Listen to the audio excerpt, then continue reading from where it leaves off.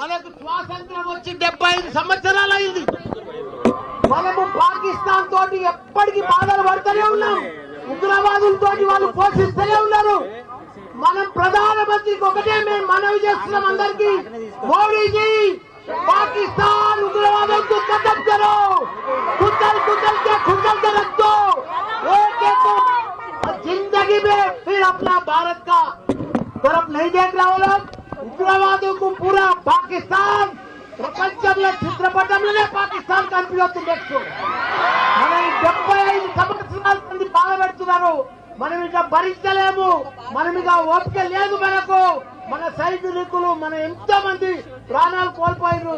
ఈ రోజు కూడా మన తెలుగు బిడ్డ మురళీ నాయక్ గారు చనిపోయారు. ఆయనకు కూడా పెద్ద ఎత్తున సంతానం. ఆయన మనం ఎంత ఇచ్చినా ఆయన లోటు తీర్చలేము. ఆయన కుటుంబానికి కూడా చెప్తున్న మనం మాత్రం ఇప్పుడు వదిలేదే లేదు.